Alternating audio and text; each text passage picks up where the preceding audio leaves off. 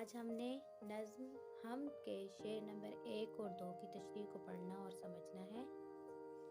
شعر نمبر 1 ہے: قبضہ ہو دلوں پر کیا اور اس سے سوا تیرا، ایک بندہ نافرماں ہے ہم سرا تیرا۔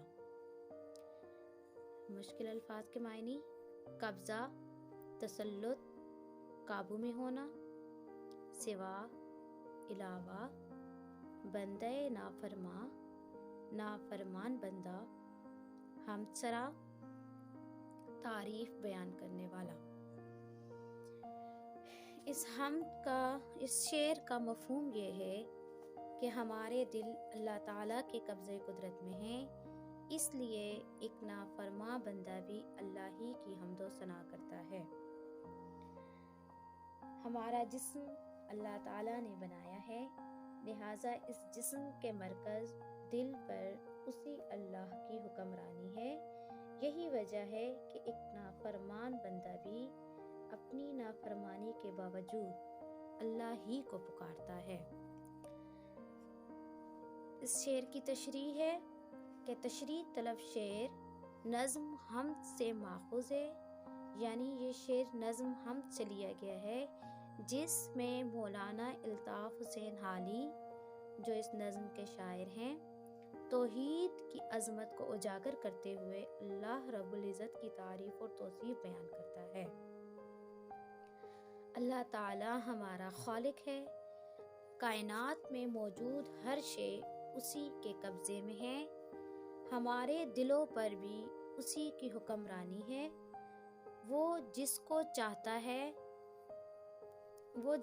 ہدایت دیتا ہے اور جس کو چاہتا ہے گمراہ کرتا ہے۔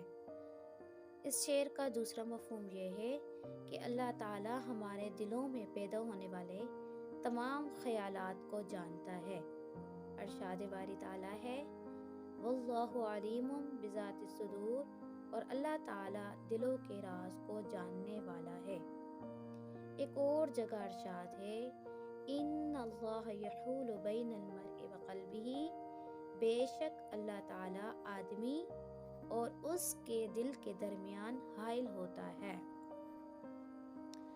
تشریح طلب شعر کے دوسرے مصرعے میں مولانا حالی کا موقف یہ ہے کہ ایک نافرمان بندہ بھی اللہ تعالیٰ کی ثنا خوانی کرتا ہے، وہ جانتا ہے کہ اللہ ہی اس کا بہترین سہارا ہے، وہی حاجت روا اور مشکل کشا ہے، لہٰذا جب اسے کوئی مشکل پیش آتی ہے تو وہ اپنی نافرمانی کے باوجود اللہ ہی کی طرف متوجہ ہوتا ہے، اسی کو مدد کے لیے پکارتا ہے۔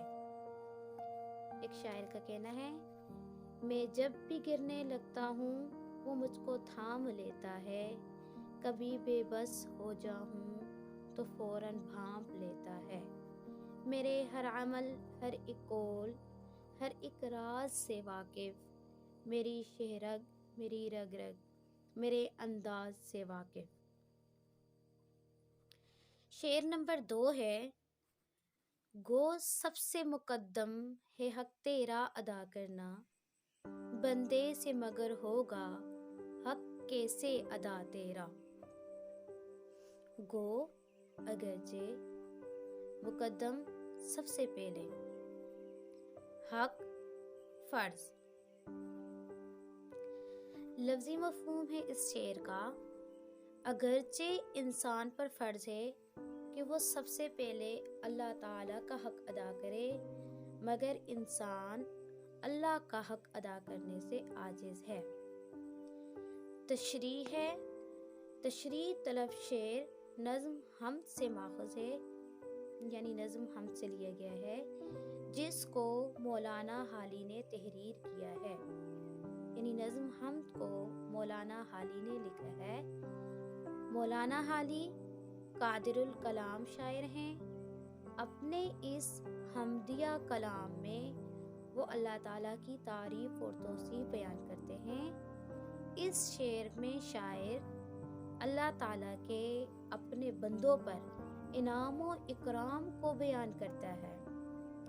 اللہ تعالیٰ نے تمام اللہ تعالیٰ نے تمام انسانوں کو زندگی عطا کی اور اس زندگی کو گزارنے کے لیے بے شمار نعمتوں سے نوازا، جیسے ہوا، پانی، روشنی اور غذائی اجناس وغیرہ۔ اللہ تعالیٰ نے انسان کو بے شمار اور ان گنت نعمتوں سے نوازا، یعنی اتنی نعمتوں سے نوازا جن کو ہم گن نہیں سکتے۔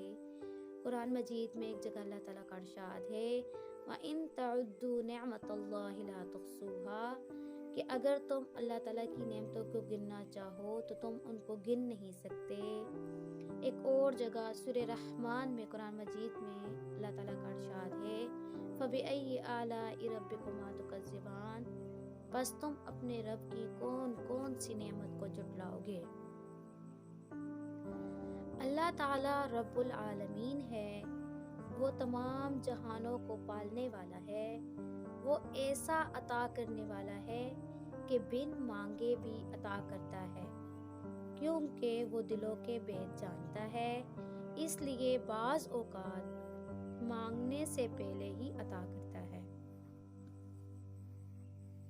نظم حمد کے شاعر مولانا حالی کا موقف یہ ہے کہ اللہ تعالیٰ کی ان نوازشات کے بدلے انسان پر لازم ہے کہ سب سے پہلے اللہ تعالیٰ کا حق ادا کرے، اور اللہ کا حق یہ ہے کہ انسان صرف اسی کی عبادت کرے اور اس کے احکامات کی پیروی کرے۔ تشریح طلب شعر کے دوسرے مصرعے میں شاعر انسان کی عاجزی کو بیان کرتا ہے۔ شاعر کہتا ہے کہ اللہ تعالیٰ کی اپنے بندوں کو عطا کردہ نعمتیں بہت وسیع ہیں، انسان کے بس میں نہیں کہ وہ ان تمام نعمتوں کا شکر ادا کر سکے۔ انسان کی صلاحیتیں محدود ہیں، اس لیے اللہ تعالیٰ کا حق ادا کرنا ممکن نہیں۔ جان دی ہوئی اسی کی تھی، حق تو یہ ہے کہ حق ادا نہ ہوا۔ یہ تھی شعر نمبر 1 اور 2 کے اشعار کی تشریح۔ آئندہ انشاءاللہ شعر نمبر 3 اور 4 کی تشریح کریں گے۔ تب تک کے لیے اللہ حافظ۔